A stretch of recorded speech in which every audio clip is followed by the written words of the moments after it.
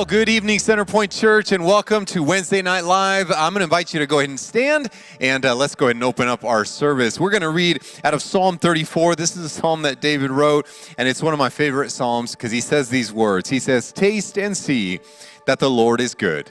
Blessed is the one who takes refuge in him." And then he goes and he explains why that individual is blessed. He says, "The righteous cry out, and the Lord hears them, and he delivers them from all of their troubles.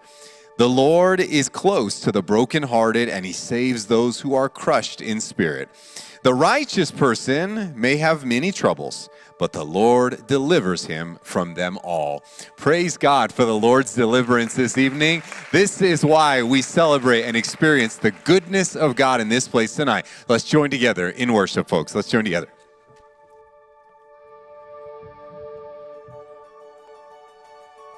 Well, good evening. Are you ready to worship? Oh, you guys can do better. Are you ready to worship? Let's put our hands together.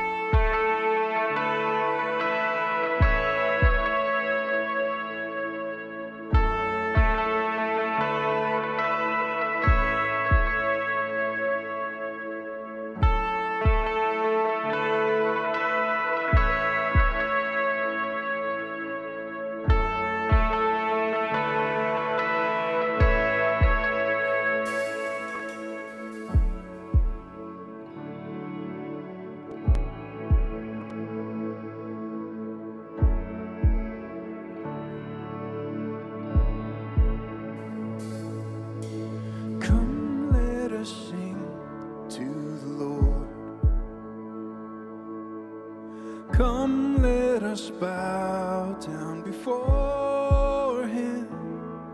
His banner is love over us.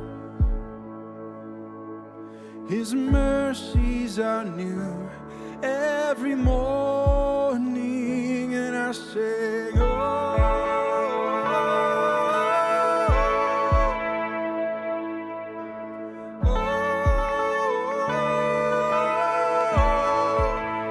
so we lift you high, forever lift you high, high within our hearts, high within our minds.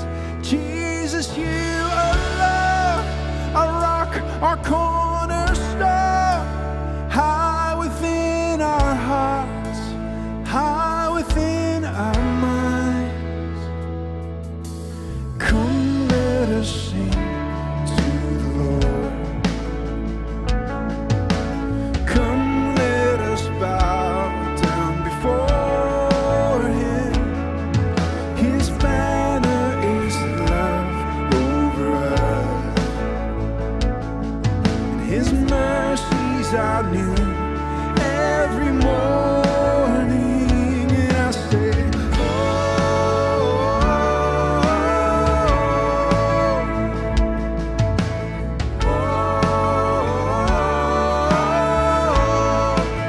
so we lift you high, forever lift you high, high within our hearts, high within our minds.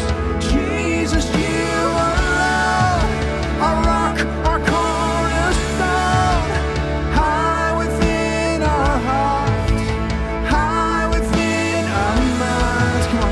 So we lift you high, too high. Forever lift you high, high within our hearts, high within our minds.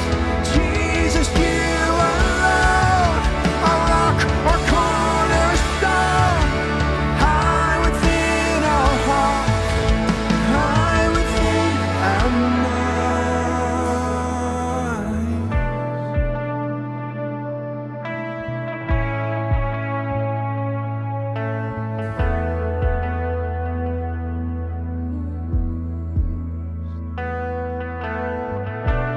God, you are so worthy to be praised.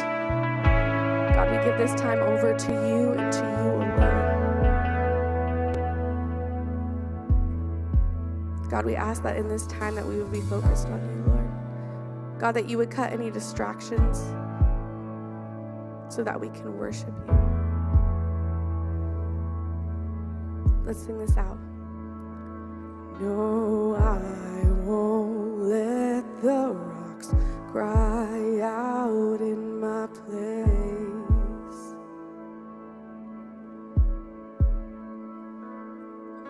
And we return the breath you gave with our praise. Oh, no, I won't let the rocks cry out in my place. Oh no, and we return the breath you gave with our praise. Oh, no, I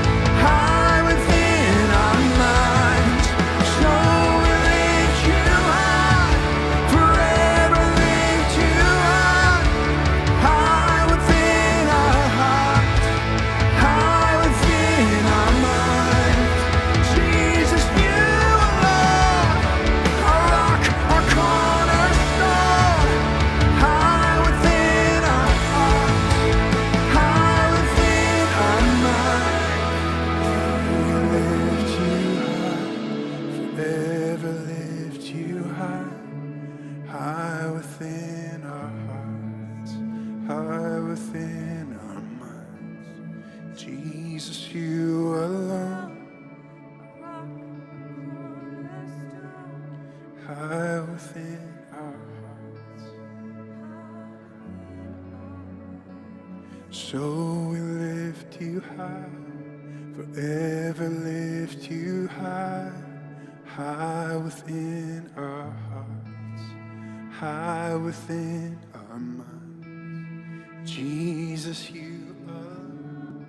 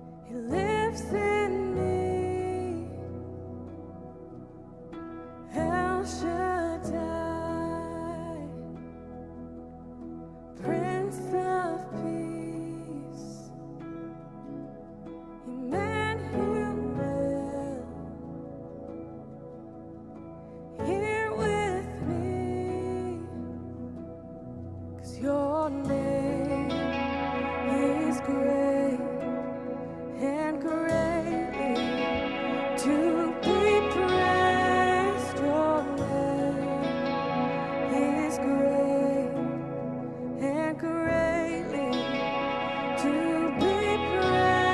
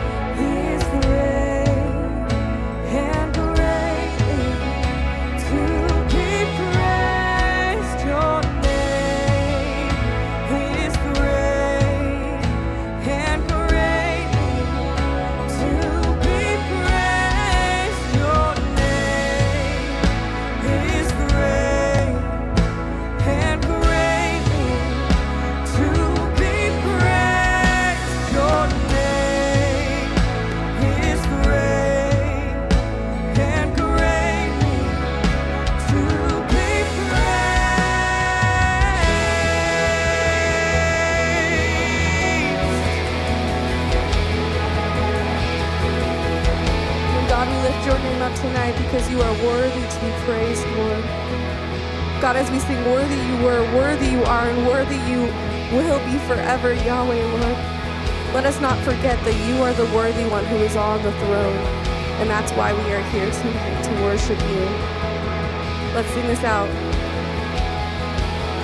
To worthy you were, worthy you are, worthy you will be forever, Yahweh. Worthy you were, and worthy you are, but worthy you will be forever, Yahweh. Worthy you were, and worthy you are, but worthy you will be forever, Yahweh.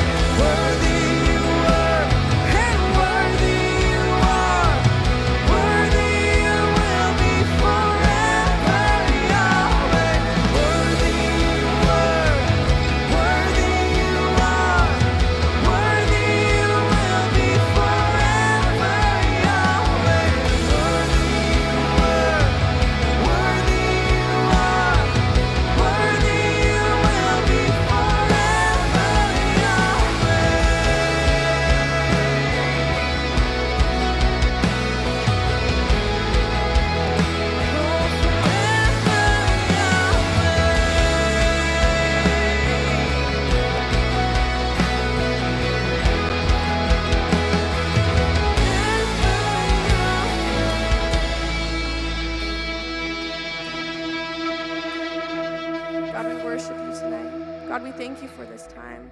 Let us never take it for granted, because you are the one who is worthy. Worthy you were, worthy you are. God, worthy you will always be, no matter what we're going through. God, you are still on the throne and you are still good. So we thank you for this time, Lord. In Jesus' name, everyone said, amen. Good evening, everyone.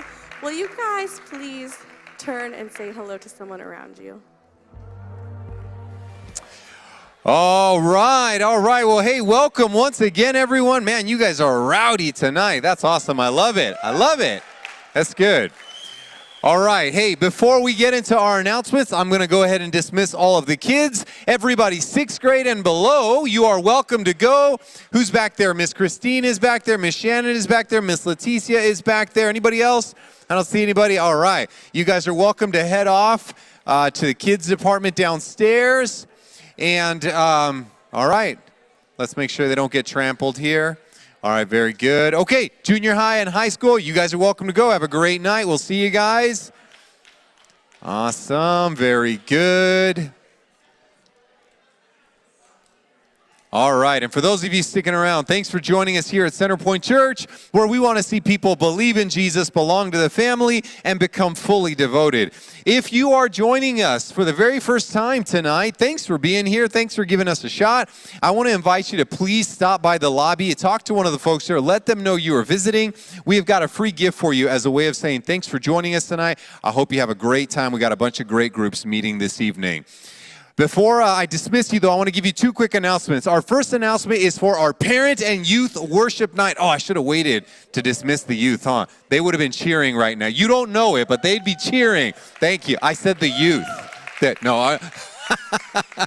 Now, our youth will be having a great time. They have got a great night coming up. It's our parent and youth night. That is happening next Friday, June the 19th, and it's going to be from 6 to 8:30 in the evening. It's going to be a great time of worship as well as prayer, and they're going to be doing this in a family unit, so they are inviting the parents, the guardians, whoever that is, to come and join your youth in a great night of prayer and worship. They're going to be praying specific for camp that's just around the corner. They're going to be praying for God to do some incredible things in the lives of our youth and even in the entire family unit. But they're also going to be praying just for the coming school year, as the kids are right now on summer break right now, and they're going to be headed back probably right around August or so, but they're going to be praying for all of that. I want to encourage you, if you have a junior high or high schooler that is 7th through 12th grade, you are invited to come and join them next Friday, the 19th, from 6 to 8:30 in the evening, and it's going to be a great, great night of worship. So come and join them there.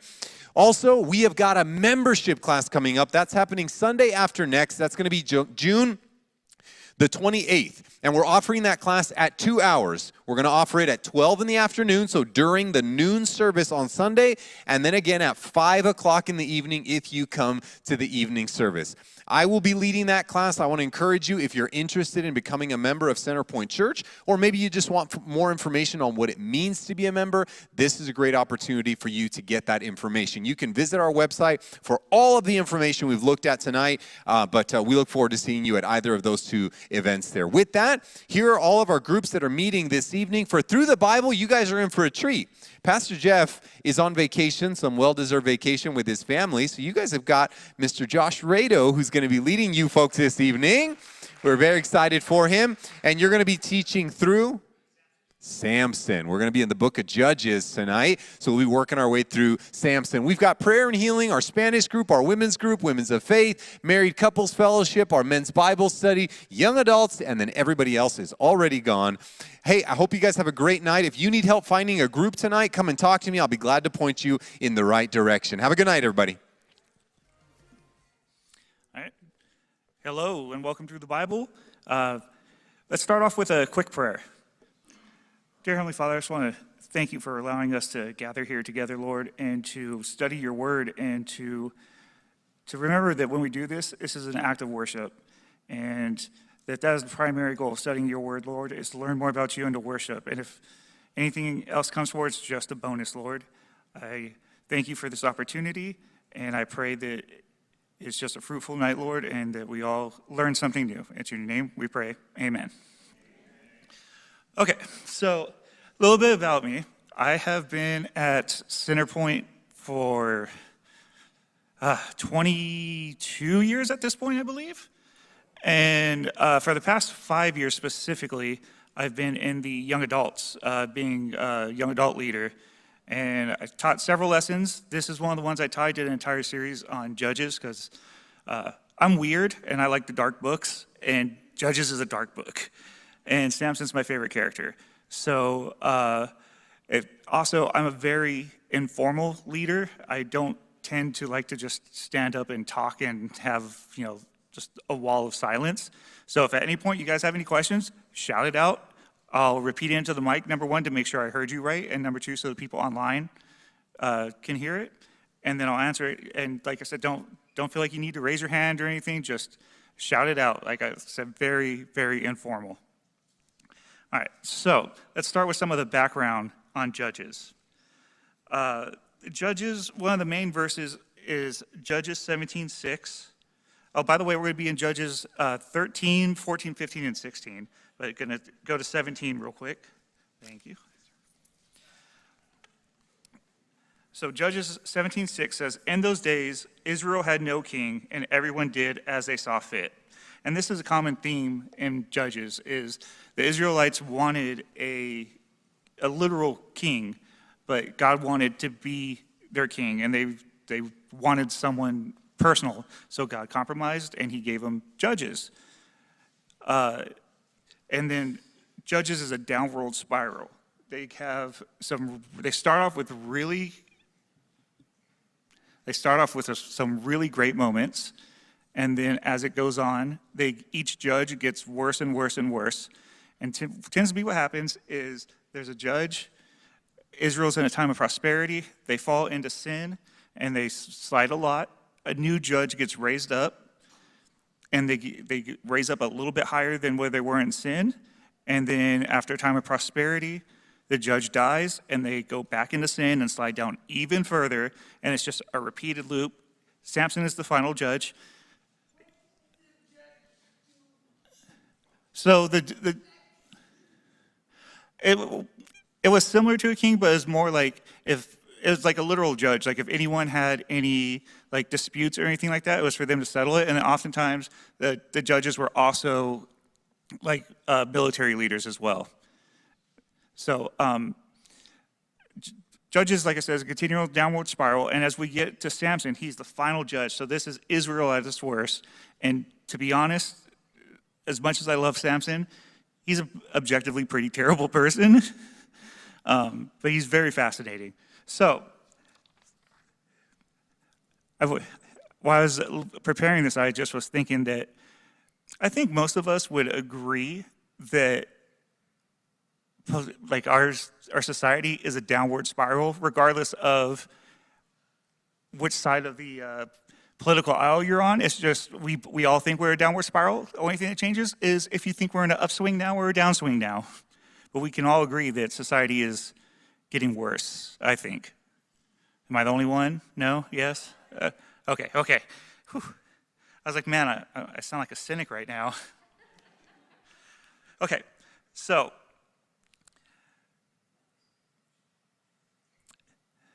the Israelites wanted a king, not realizing that God was supposed to be king.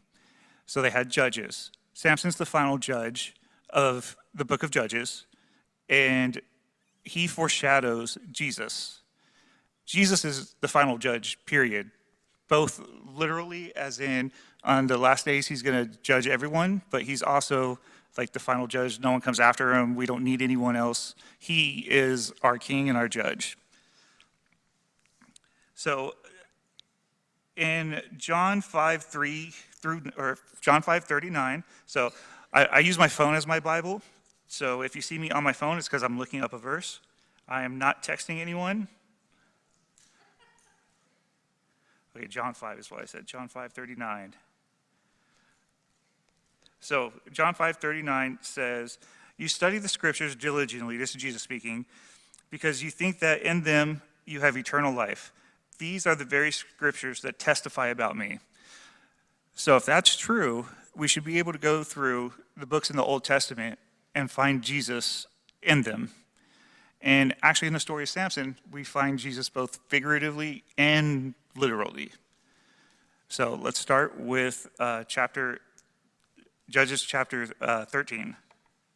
I'm not sure how much I'm going to be reading of the actual text. I feel like it's going to be a good chunk, but just a little heads up that we are going to be reading quite a bit of it. Okay, so Samson is a type of Christ.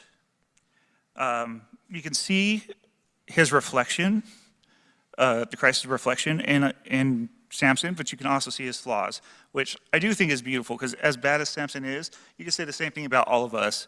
If you're a Christian, you definitely see Christ's reflection in your life, even despite your flaws. And in fact, God uses your flaws to his glory, and the same thing happens in the story of Samson.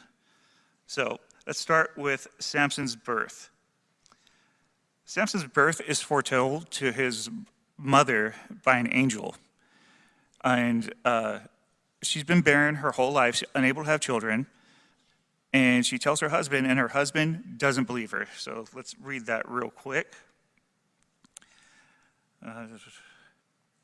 So a certain man of Zorah named Manoah from the clan of the Danites had a wife who was childless and unable to give birth. The angel of the Lord appeared to her and said, "You are barren and childless, but you are going to become pregnant and give birth to a son. Now see that you drink no wine or other fermented drink, and that you do not eat anything unclean. You will become pregnant and have a son whose head is never to be touched with a razor, because the boy is to be a Nazirite, dedicated to God from the womb. He will take and lead in delivering Israel from the hands of the Philistines." Okay, so a couple things right there. His birth being foretold by an angel, does that sound like anybody else? By Jesus, right? And then also, Joseph didn't believe Mary either when she told him. He actually, and Matthew says that he was looking to divorce her quietly as not to cause her shame. And then the angel reappeared to Joseph in a dream and told him that this was from the Spirit of God, and that she was still pure. Same thing happens with Samson and his dad, except the angel reappears. Now here's the interesting thing about the angel that reappears. It's actually Jesus. Oh yeah, go ahead. Yes, it was actually Jesus who foretold of Samson's birth. And the way we know that is it says the angel of the Lord. Usually when it says that, it's talking about a pre-incarnate Jesus. Not always, but usually. But the real way to know is that he accepts an offering. He accepts praise. Regular angels do not accept praise. Whenever someone offers to worship an angel that's not Jesus, they always decline and say, "We're not worthy, we're servants like you." So if you see it, say the angel of the Lord, and then that angel also accepts praise and worship, it's a pre-incarnate Jesus.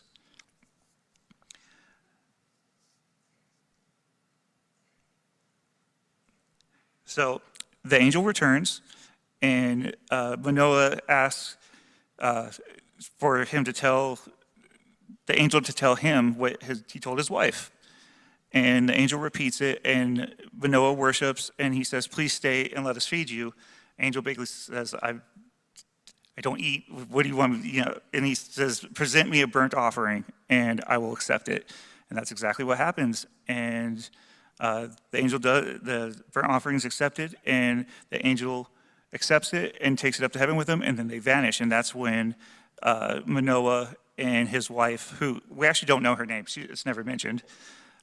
That's when they say, "Oh, surely we're going to die because we've seen the face of the Lord." So that's another clue that it's Jesus, because even they recognize that they saw the face of God.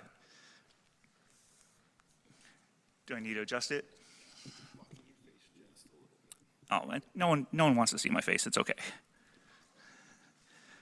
No, that wasn't meant to be a self-deprecating thing. It's just, I mean, it was meant to be self-deprecating, but in good fun. All right, so Another little tidbit: Jesus did not take the Nazirite vow, but the Nazirite vow did come from the Nazarene area, and Jesus of Nazarene.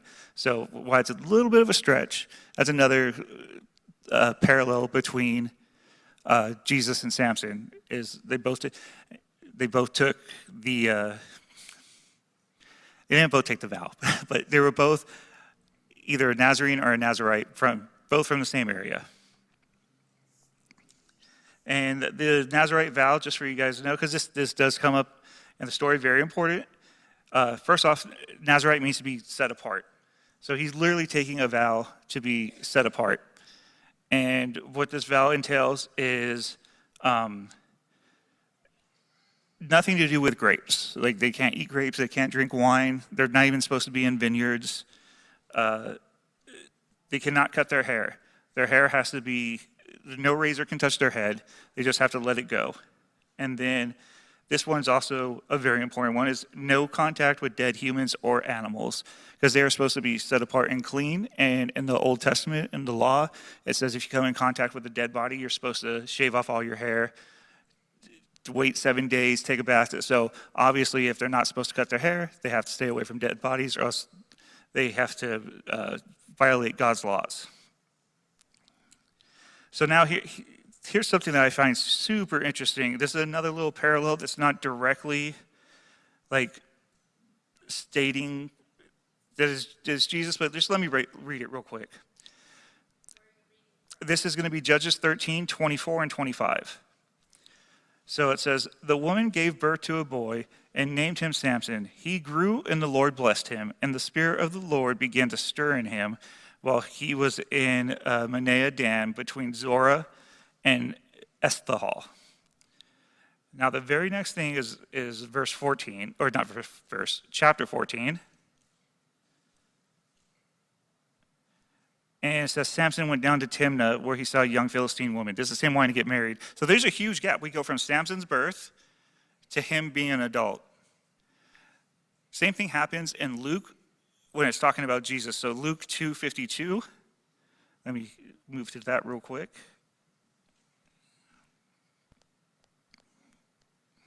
So in Luke 52, it says, actually, let's go 51 and 52. "Then he went down to Nazareth with them and was obedient to them. But his mother treasured all the things in her heart. And Jesus grew in wisdom and stature and in favor with God and man." And then again, right after that, in the 15th year of the reign of Tiberius Caesar, when Pontius Pilate was governor, sorry, I'm going to skip a little bit.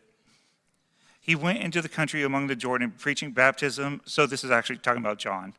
But Jesus gets baptized as an adult. So we see again, it's another time skip. And it's phrased very similarly, that he was born and the Spirit of God grew within him. So I just think that's another little interesting parallel that's not necessarily as obvious as, it's like the angel foretelling the birth. All right, so that concludes Judges 13.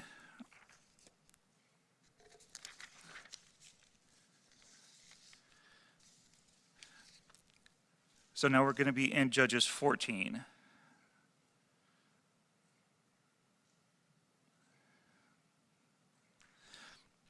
Okay, so Judges 14 starts with, we're going to start with 14, 3 through 4.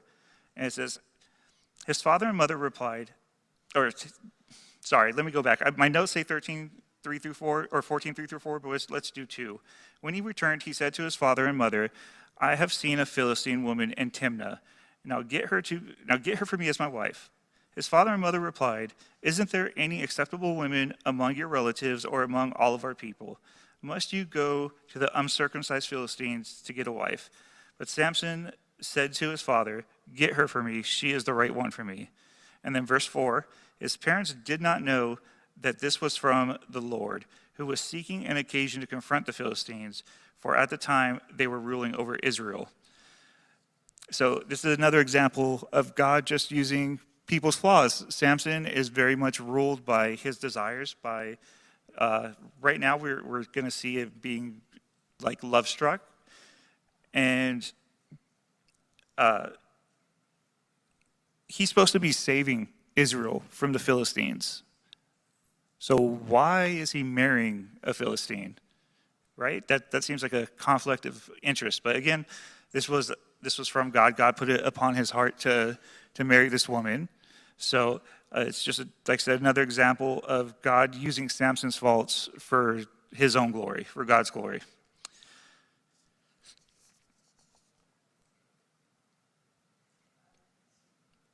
So in verse 5 of chapter 14, Samson went down to Timnah together with his father and mother. As they approached the vineyards of Timnah, suddenly a young lion came roaring towards him. The Spirit of the Lord came powerfully upon him, so that he tore the lion apart with his bare hands, as he might have torn a young goat, but told neither his father nor his mother what he had done.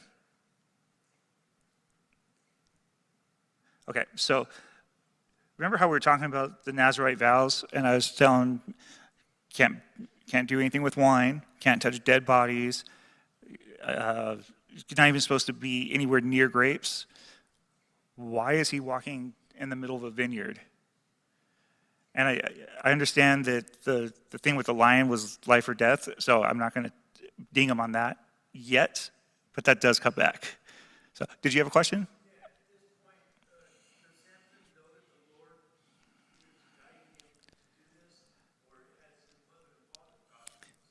That's not made clear anywhere in Samson, like in the story. So I don't know the answer for sure, and I don't want to speculate and say something that's untrue. So So he definitely knows that he is blessed somehow with his strength, because multiple times throughout the story it says that people didn't know where his strength come from. So it's obvious he wasn't some big, huge guy. Like, he didn't look like Arnold Schwarzenegger. He probably looked like a normal guy. So I assume that when he did these acts of strength, that he knew it was from God, but I don't know if he knew like his purpose yet.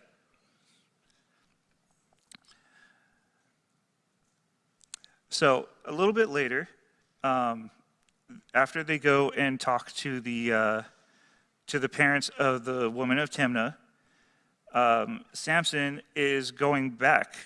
Let me read it so that I make sure I get it right. This is verse 8.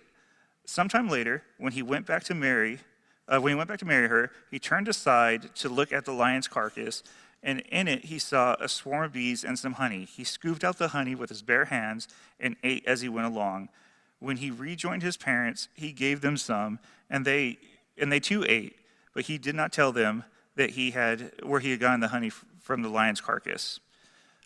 So, again, Samson's breaking one of God's laws for him, one of his vows, and he is in the middle of a vineyard, and now he is touching a carcass of an animal. He is now ceremonially unclean. So, as it stands right now, the only vow he hasn't broken is his hair.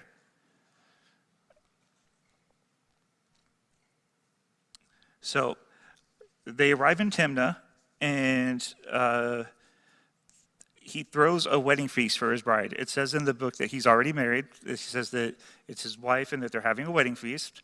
And Samson gives a bet to the groomsmen.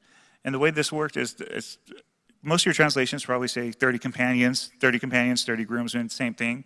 But they weren't like groomsmen like the way we think of them, where it's generally close friends of the groom. This was all people from Timnah. There was no Israelites. It was only Philistines.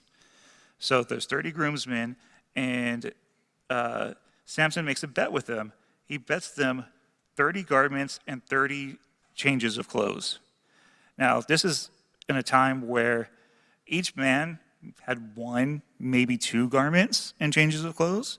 So this is an expensive bet. Like, he's really banking on them not getting this. And then this is a little bit of foreshadowing for later in his story. So here's the riddle. It's Judges 14:14. He replied, "Out of the eater, something to eat. Out of the strong, something sweet." Any ideas what he's talking about? Yeah, the honey from the lion, right? But we have the advantage of knowing that story. He didn't tell anybody about the lion and the honey. So this is an unsolvable riddle for most people. And for the first 4 days, the Philistines are getting very angry because they can't figure it out. Every answer they give is wrong. And then they start harassing Samson's wife and saying, "Are you not one of us? Why are you letting this outsider embarrass us?" So she asks him what the answer to the riddle is, and he refuses her. For 3 days straight, he refuses her. And then finally, on the 4th day, he gives in, and he tells her. And immediately, the Philistines come and answer his riddle, and he is irate. So what he does is God uses this as a chance of judgment upon the Philistines, and he goes down to, I'm just looking at my notes here.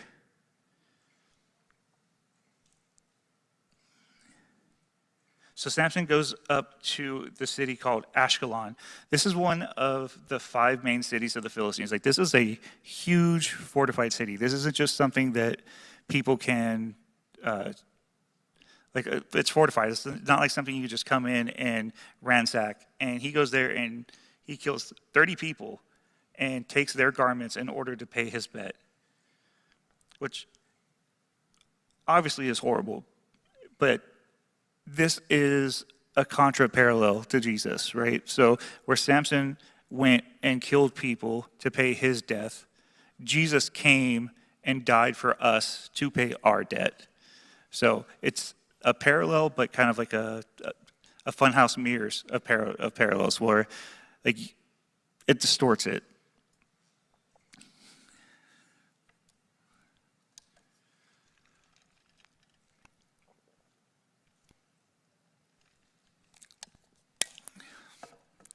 All right, so sometime later, Samson returns to his father's home. Let me find it real quick.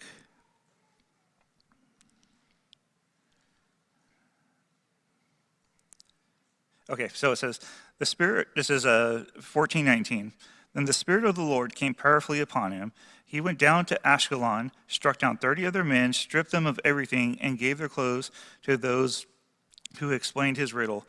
Burning with anger, he returned to his father's home, and Samson's wife was given to one of his companions who had attended him at the feast.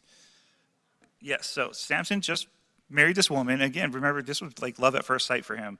He was walking around in Timnah, sees this woman, goes to his parents and says, "Get her for me." And wedding comes, she betrays him, and he gets angry, goes home to cool off, and his father-in-law gives her away to one of his companions so that she is now no longer, like, she's still married to him, but now she like belongs to someone else. So this is another one of this is another similar parallel, and we are the bride of Christ, right? The church is the bride of Christ. And how often are we given away to our sins instead of being faithful to our husband?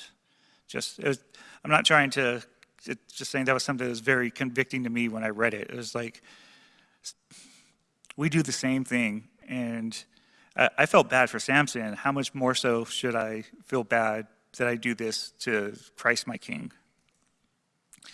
All right, now Judges 15. Real quick, anyone have any questions, any comments? Okay, cool. So now here's where the story gets dark. So let me start with 15:1. Later on at the time of harvest, so this is wheat harvest, so this is like June, like this is like right similar time to what we have now.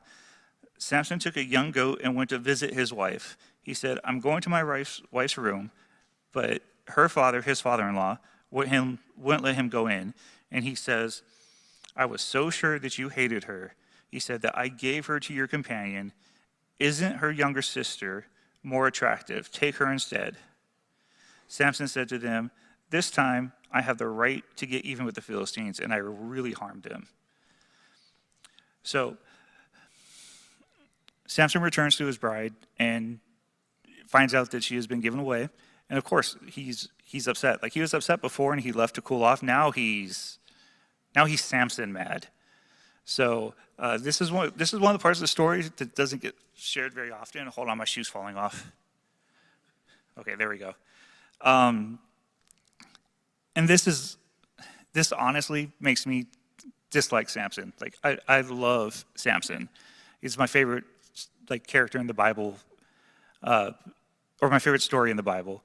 But I have a soft spot for animals. So when you hear what he does next, you'll understand why this makes me dislike him. So let's see if I put it in my notes what the reference is. Nope. Okay, here it is. So Samson, in his anger, went out and caught, this is verse 4. So he went out and caught 300 foxes and tied them tail to tail in pairs.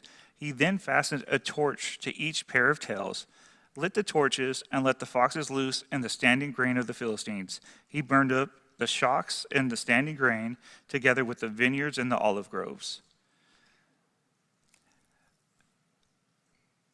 Like I said, I'm an animal person. This just makes me, it upsets me, but it's, I had more to say on it, but I'm losing my train of thought, to be completely honest. One interesting thing, though, is some translations say it was 300 jackals. And the difference between foxes and jackals is foxes are solitary. They're not communal. They hang out by themselves. Jackals are communal. I really choose to think that he found 300 foxes just out of spite, that he took the time to track down 300 foxes, because to me that follows more with his character. But practically speaking, it was probably jackals. Not that has anything to do with the story, or if it makes it worse or better. It's just I like to think of him being just so angry and spiteful that he's like, nope, I'm going to find 300 of these solitary animals. So, yeah, yeah, and yeah, he's just so mad that he took took the hardest, most difficult, most spiteful way. So now probably comes the saddest part of the story of Samson. Have you guys ever heard the saying, fight fire with fire? Okay. So let me continue reading real quick. This is verse 6.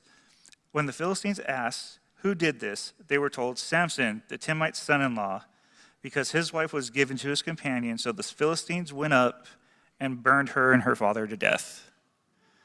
So to get back at Samson, Samson basically destroyed their entire civilization. He burned down all their food, all their livelihood.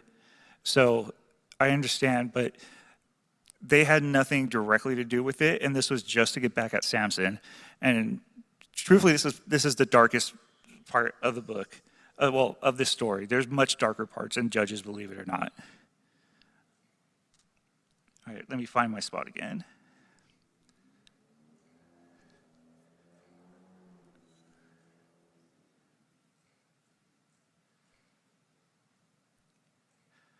Okay, so then in verse 8, it says, he attacked them viciously and slaughtered many of them. And then he went down and stayed in a rock in the cave of, a cave in the rock of Edom. So he's hiding away in a cave, and I'm sure you can make some kind of parallel that, Jesus was in a cave for 3 days, but I feel like that's kind of stretching it. I want to make that reference just so that there's even more, but I don't think it's supported, unfortunately. But anyway, this next part is a direct parallel. The Philistines came in And remember, Timnah is not Judah. They're next to each other, but they're not the same place. So the Philistines come and they start to occupy Judah. They're already their oppressors, but now they are physically in their land, enforcing their rule. And the people of Judah ask, "Why are you doing this to us? We didn't do anything to you." And they explain, "It's the man Samson. He burned down our fields and he killed a lot of our people." So the people of Judah went and found Samson. 3,000 of them went to find Samson, and they found him in a cave. And they said, "Hey, we need to take you back to the Philistines." So the people that Samson is supposed to be rescuing, is supposed to be liberating, turn him over to the people oppressing them, which is the exact same thing that happens to Jesus. Jesus is supposed to be liberating the Jewish people from, well, at least in their opinion. Jesus' plan was obviously much bigger, but the people of Judah he was supposed to be liberating turned him over to the Romans. So that is a direct parallel. It's probably one of my favorites. But so later on, after they find him,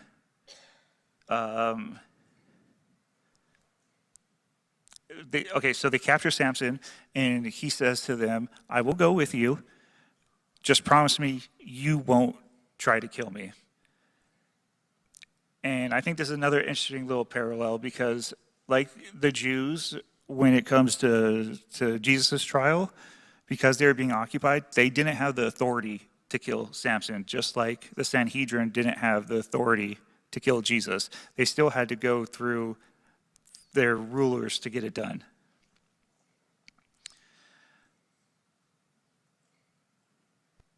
So then in Judges 15, 14 through 17, they're marching Samson up. Just before they start marching Samson up, they agreed that they wouldn't kill him. And so this is 14. As he approached Lehi, the Philistines came toward him shouting. Then the Spirit of the Lord came powerfully upon him. The ropes of his arms became like charred flax, and the bindings dropped from his hands. Finding a fresh jawbone of a donkey, he grabbed it and struck down 3,000 men. Then Samson said, "With the donkey's jawbone, I have made donkeys of them. With a donkey's jawbone, I have killed 1,000 men." When he finished speaking, he threw away the jawbone, and that place was called Ramath-Leh. A couple interesting things there. Number one, not supposed to touch dead bodies, right? And then not only does he grab the jawbone of a donkey, he proceeds to make 1,000 more fresh dead bodies. And it's hard to imagine how many 1,000 is. I'd say in this room, there's probably 30 people. So 33 times this. So this room 33 times over. How do you walk out of there without coming in contact with more dead bodies? He is just surrounded by them. And then another interesting thing is I find it really funny that he tossed the jawbone away. He just had this great victory with an impromptu weapon. I feel like anybody else would take it home and frame it or as a trophy, and he's just yeah, another day, nothing big. I do this all the time. Again, just speaking more to his ego and to his bloodlust, really. I think that's probably the best way to explain Samson, is that he is controlled by lust and bloodlust, lust and rage. And we already saw the first instance of lust, and now we're about to come up to the second in just a moment. Yep. So he did this to the Philistines after the Israelites, I don't know what Jews gave him over to them. Yes. Yes, so he was hiding in a cage. What happened with the Philistines? From what I understand is he killed all of them. There was about 1,000 men there, and Samson killed them all with the jawbone of donkey. So all the ones that were physically occupying Judah at the time were wiped out. There were still tons more, but in that I guess battalion was wiped out. Yep. Yes, this is all before Delilah. Delilah is the very end of Samson's story, and a little bit of a spoiler, it sounds exactly like his wedding with the lady from Timnah. This pretty much the same thing happens. We'll get into that in a second. We got oh wait, hold on. This is only chapter 16. Okay, so yes. And I am pretty much done with 15, and I still got 30 minutes to go. So I'm sweating it because I'm supposed to make this last an hour. So you guys got to start asking me some questions. Oh, no, Josue's going to be mad at me. He's very mean. You guys don't know this, but, oh, man. You see those sandals that he wears? I'm just kidding, obviously. He's an awesome guy. So one other thing is the name of the place. It didn't used to be called Ramath Lehi. That's what it became named. And it actually means to rise up. That's what Ramath means, to rise up. And then Lehi means jawbone. So Ramath Lehi, literally translated, is the mountain made higher by a jawbone. Because of all the dead bodies, it made the mountain taller. Like I said, this book is so. I usually use the word metal because like I'm really into like heavy metal and like dark imagery, and it's like when something's like quote unquote brutal, it's just my way of saying like metal is brutal, right? And it's like this is such a metal moment, like it's. My mom is looking at me very concerned right now. She's like, what did I raise? Okay, so then after all this, Samson is thirsty. And I might as well read this. When he finished speaking, he threw away the jawbone. So this is back in 17. When he finished speaking, he threw away the jawbone, and the place was called Ramath Lehi. Because he was very thirsty, he cried out to the Lord, "You have given your servant the great victory. Must I now die of thirst and fall into the hands of the uncircumcised?" Then God opened up the hollow place in Lehi, and the water came out of it. When Samson drank, his strength returned, and he revived. So the spring was called En Hakor, and is still there in Lehi. The reason I bring this up is this sounds like a throwaway detail. Like, okay, I mean, yes, God came through and gave him water, which is miraculous, but this is actually another theological moment in Samson. It's another foreshadowing of Christ. So it says that Samson was revitalized and his strength returned after he called out a spring, which actually in Hakor literally translates to call out spring. To call out a spring is the name of the place. So Samson revitalized his strength, and his strength is returned.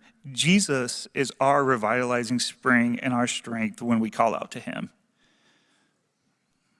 But I love this book so much. Like, I'm just going to geek out for a second. Everyone thinks that this book is the book of Judges is just a war book, and it is.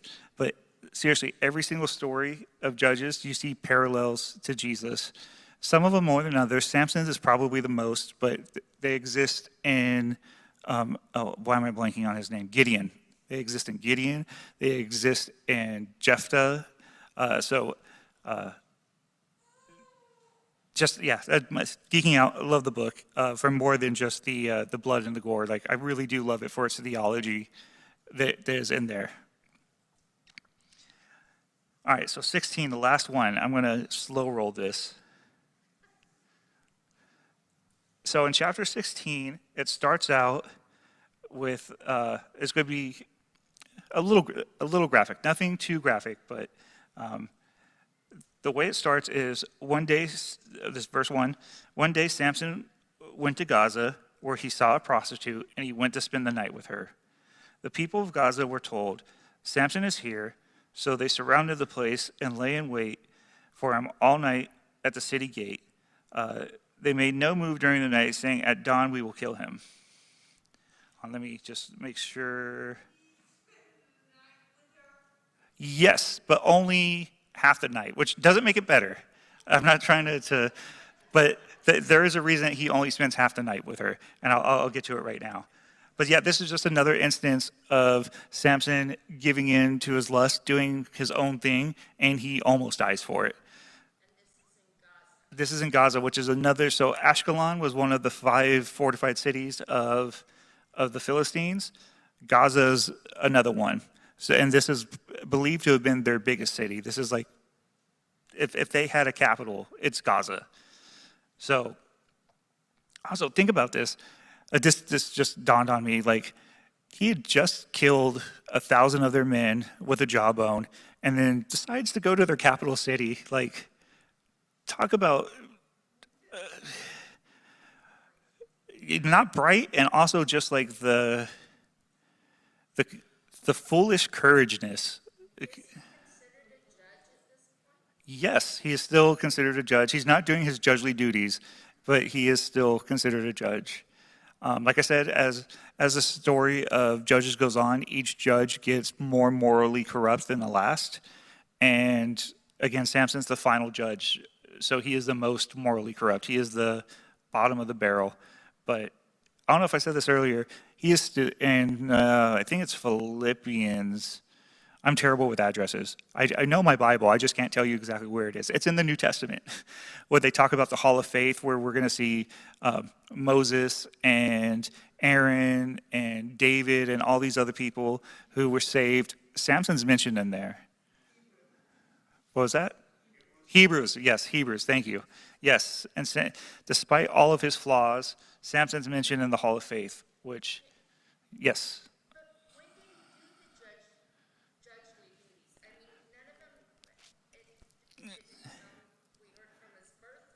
Mm-hmm. Yeah, so,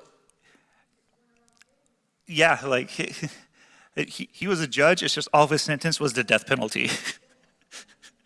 No, he, as far as like the book says, it never talks about him like overseeing anything, but to be fair, in judges in general, none of the judges are ever talked about actually overseeing things. It was part of their job, but it's not the main part of their stories. The main part of their stories is how they, what's the word? Liberated, how they liberated Israel. So just because it doesn't mention him doing it, doesn't mean he didn't, but I'm inclined to think he didn't. Yep.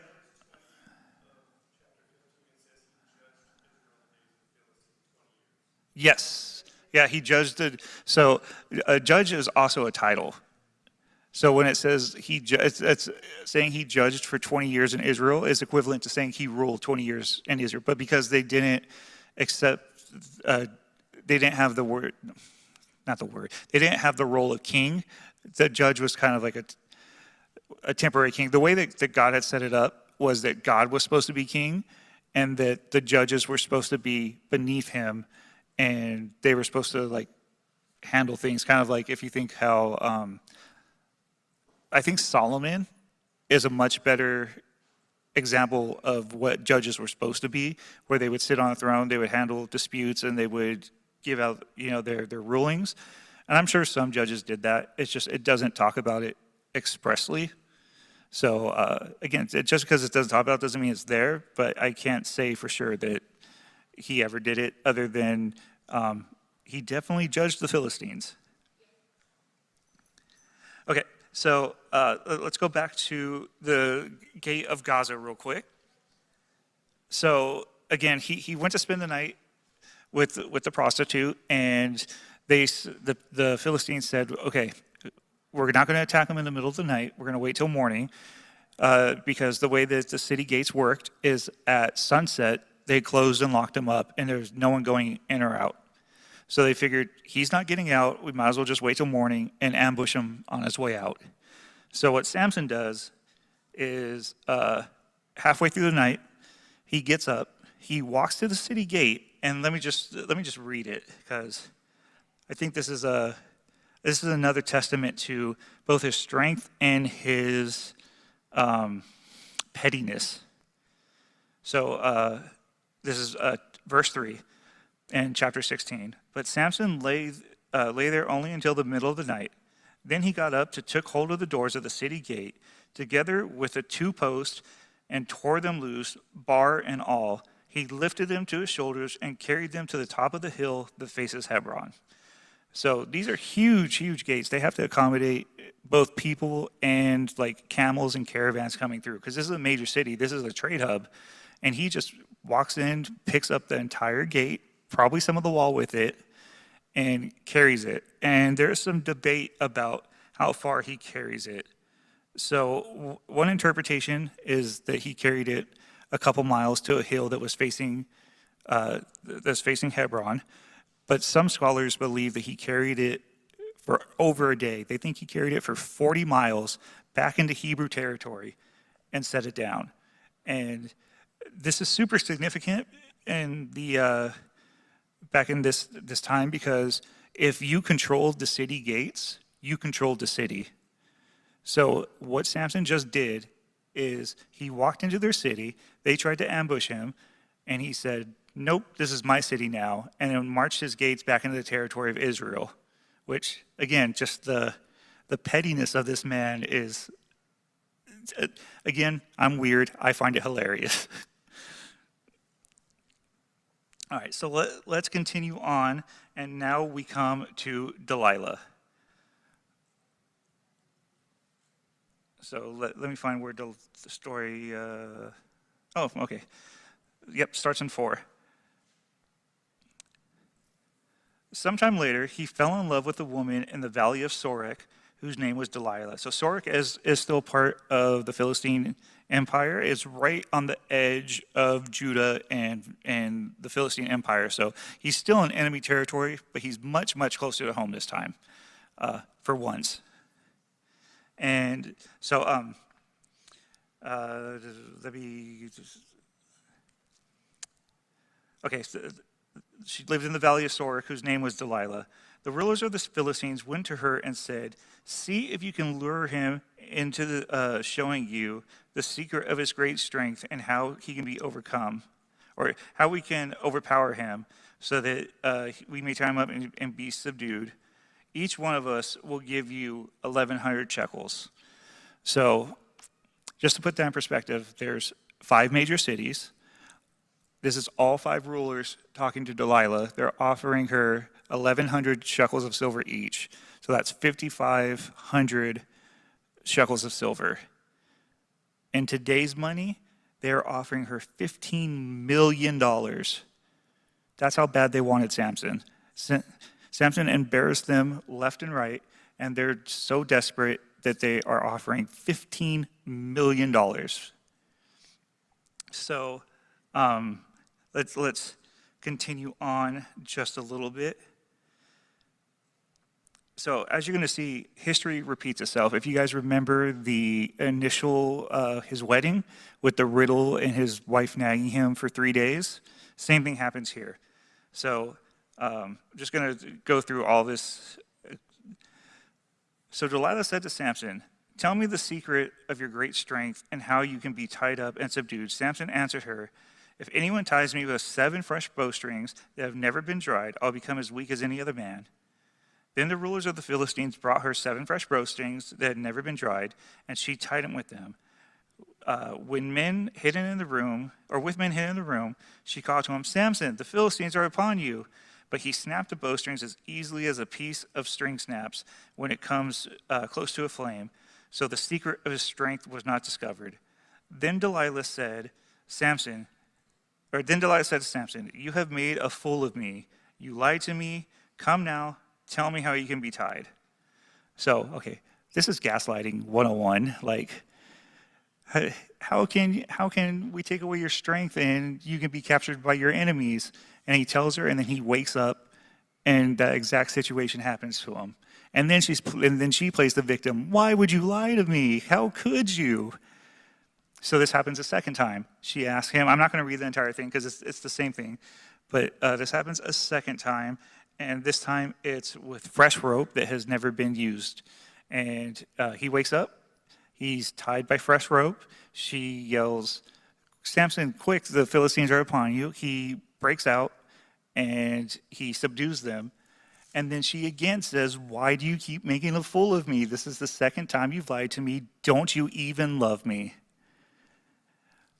And you got to feel bad for Samson, but also love him because, man, he's a hopeless romantic, but he's an idiot. Like, you would, first time, okay, learn your lesson. Second time, nope, did it again. She asked the third time. This time, he lies to her again, but he gets a little bit closer to the truth.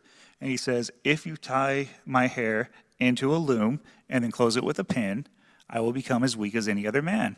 So the first couple times, they were about his actual arms and his wrist. This time, it's about his hair. So he's getting close to telling her the truth. He falls asleep. Delilah shouts, "Samson, the Philistines are here." And he wakes up, and guess what? His hair has been weaved into a loom, and a pin has latched it shut. He gets up, he breaks the loom, and he subdues the Philistines again. And so this is 3 times. And the story with his wife, she nagged him for 3 days, and he wouldn't give her an answer. And then on the 4th day, he gave her the correct answer, and she immediately betrayed him. Guess what happens? She asked him another time after another, "You say you love me, but you keep telling me lies. How can you say that you love me?" So if I remember correctly, let me look it up. I believe if it's not this one, it is the wedding one where it says that. Okay, yes. So with such nagging, she prodded him day after day until he was sick to death of it. So she literally nagged him to death. And there's a very interesting proverb that says it's better to live on the corner of your roof than to share a house with a troublesome woman. And that's not a sexist thing. I'm not trying. It's just saying, it's like the old saying, "Happy wife, happy life." That's what this is saying. But also means men, choose your wife wisely. And but also women, choose your husbands wisely, obviously. My mom just rolled her eyes. I am getting in so much trouble right now.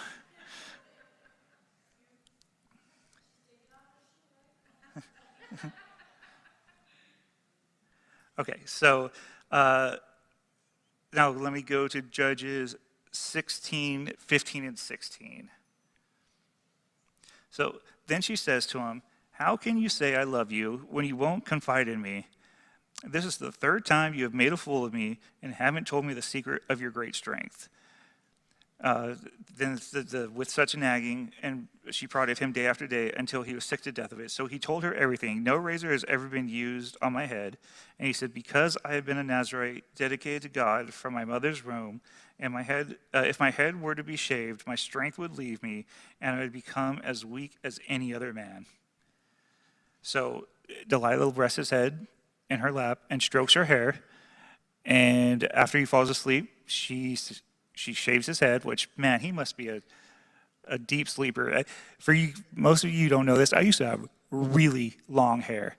If I woke up and if someone tried to shave in the middle of the night, I would have woke up and I would have turned into Samson and started swinging. Like, I don't understand how he didn't wake up during this. But anyway, he fell asleep, and she screams, "Samson, quick, the Philistines." And he gets up, and he tries to break free of his bindings like he did before. And this is probably one of the saddest verses in the Bible. Let me find it real quick. I meant to write it down, but I forgot. Here it is, verse 20. Then she called, "Samson, the Philistines are upon you." He woke from his sleep and thought, "I'll go out as before and shake myself free." And here's the saddest verse. But he did not know that the Lord had left him. He's so used to having the Lord there to help him out. And then in his time where he actually, he needed it most every time, but in the time that he doesn't have it is the time that he gets caught, which just, it goes to show you that his strength really wasn't from him. It was from the Holy Spirit. So he gets handed over to them after he tells her the truth. And then my note just says one word, it's idiot. Because, I'm not crazy, right? Like after 3 attempts and then waking up all 3 times in that same predicament, would anyone here actually tell the truth on the 4th time, or would it, like, is it just me? Like I would leave. Yeah. Do you think he thought God just wouldn't have, like, So the question is, yeah,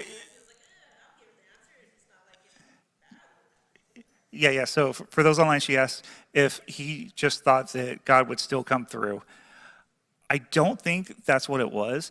I think that he trusted her despite all the evidence not to, because, I mean, at the very beginning of the section, it says that he fell in love with her. So I think he was just trying to find the good in her and was just trusting her. Not necessarily testing her, just wanting her to be who he wants her to be, you know, like, yeah. So,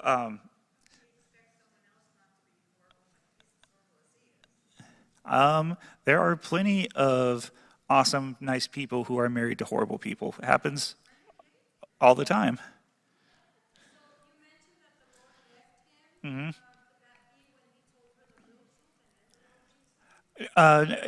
way that it's worded is so the question was, the Lord left him, and she was asking if it was when he told the truth. The way that the story words it makes it seem like the Lord left him when his head was shaved. And I think the reason for that is he was supposed to be set apart from birth. He had taken all these Nazirite vows, and he broke every single one except for shaving his head. Literally, yeah. As soon as he shaved his head, he had broken the entire covenant, and God gave him over to his sinful ways. So, this is just another, like, literal foreshadowing of Jesus, because they were both betrayed by a companion that they trusted for money. Like, you can't get more on the nose than that. And another one is that it says that when they captured Samson, the Philistines seized this, verse 21. Then the Philistines seized him, gouged out his eyes, and took him down to Gaza. Again, Gaza is a city where he tore the gate out, binding him with bronze shackles, and they sent him away and grinding grain in the prison. So they gouged out his eyes, so he was blind. And while Jesus was never permanently blind, when Jesus was being whipped before he was on the cross, when he's being flogged, they blindfolded him, and they said, the Roman soldiers said to him, prophesy who's hitting you. So I know it's a little bit of a stretch, but during their time of capture, they were both blindfolded, or not blindfolded, but blinded. Yeah. do you think that him, as well, he told her how to defeat him by shaving his head? He said if they were to be in contact with the dead body, they would have to shave their head to be cleansed. Yes. So do you think it was his, he probably just knew it was his time to be cleansed, but that was his cleanse, like him being Yeah, okay, so what you're saying is that he knew that he wasn't allowed to touch dead bodies, so that, yeah, he was doing all this, and he was kind of like doing this as penance. So I don't know if it was like he found his love, so it didn't matter. Mm-hmm. That was it for her. So that's what he was like, oh, It very well could be that it was like him like giving up his old life. I've never thought of it like that, but yeah. My only argument against that is that he never once cared about being clean and following the laws to begin with. So why would he start now? And I get that love changes people, but I don't. Yeah, I mean maybe, yeah. But let me keep going real quick. We're almost done.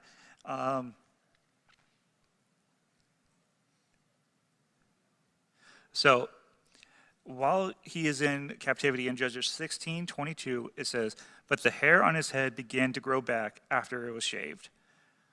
Why would they mention this? Like, obviously, your hair grows back after you're shaved. Yeah, go ahead.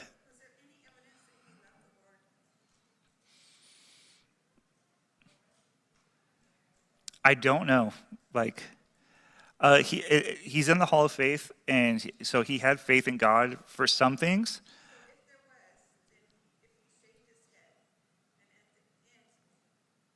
Well, so here, let me get to the part where I definitely know he had faith, right? So at the end, he 100% has faith. And this is the only time that I can say, like, definitively in the story, he shows faith. Before.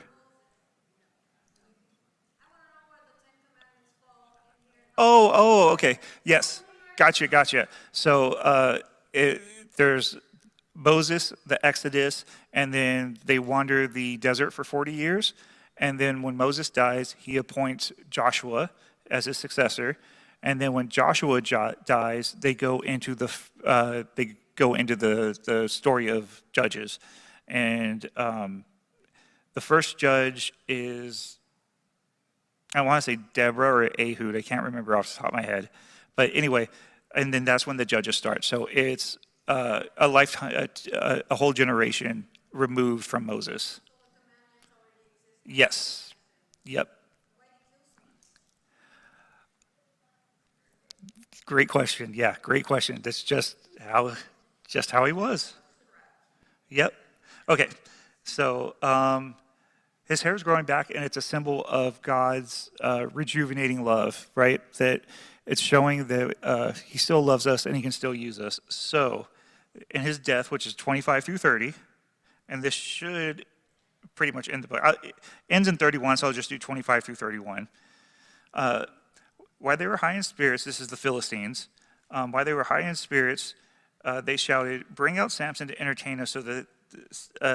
So they called Samson out of the prison, and he performed for them while he stood among the pillars. So they're in this big cathedral. They're eating, they're drinking. All the rulers are there. This says 3,000 people there. They're all celebrating, and they're mocking him. Samson asks, like, he tells her, put my hand against the pillar so I can support myself. And then Samson, amidst being mocked and everything, this is Judges 16:28. Then Samson prayed to the Lord, "Sovereign Lord, remember me. Please, God, strengthen me just once more, and let me with one blow get revenge on the Philistines for my 2 eyes." Then Samson reached toward the 2 central pillars on which the temple stood, bracing himself against them, his right hand on one and his left on the other. Samson said, "Let me die with the Philistines." Then he pushed with all his might, and down came the temple on the rulers and all the people in it. Thus he killed many more people than he did when he died than he did when he lived. Then his brothers and his fathers, his whole family went down to get him. They brought him back and buried him between Zorah and Eshtaol in the tomb of Manoah, his father. He led the Israelites for 20 years. Okay, so this is another image of Christ, because the way that he dies is he's pushing out on the 2 pillars. He dies in a crucifixion type pose. And also he prays right before he dies. Of course, his prayer is the opposite meaning of Jesus' prayer, who says, "Father, forgive them, for they know not what they do." But still, I mean, he still prays. That's another like little interesting parallel, in my opinion.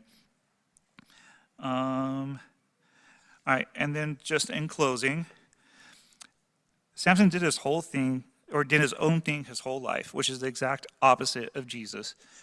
Jesus wasn't selfish. He wasn't lustful. He wasn't rageful. He did have divine anger, righteous anger at times, but he was never like vengeful or vindictive or petty. So he's the exact opposite of Samson. But there's many parallels. There's the birth. There's the time skip. There's the betrayal, being blinded, being mocked, the death, and in the death, their job was finished. For Samson, he freed the Israelites from Philistine oppression. With Jesus, he freed us from the oppression of sin. So both of them completed their jobs and their death. So I just want to end with this. God can use anyone. I know that before I was leading this, I was like, why am I going to do this? I'm just some guy who loves his Bible. Like, I'm not worthy to lead. But after reading Samson again, And then also like think about Paul/Saul, the kind of life that he lived. So just God can use anyone. And then my challenge for you guys is that this is just one story in the Old Testament. Jesus said that all the scripture talks and was foretold about him. So my challenge to you guys is next time you're reading through the flood account or Jonah or just anything in the Old Testament, try and find Jesus and the gospel in it. I guarantee you it's there. And that's it. Thank you guys. Any questions? All right.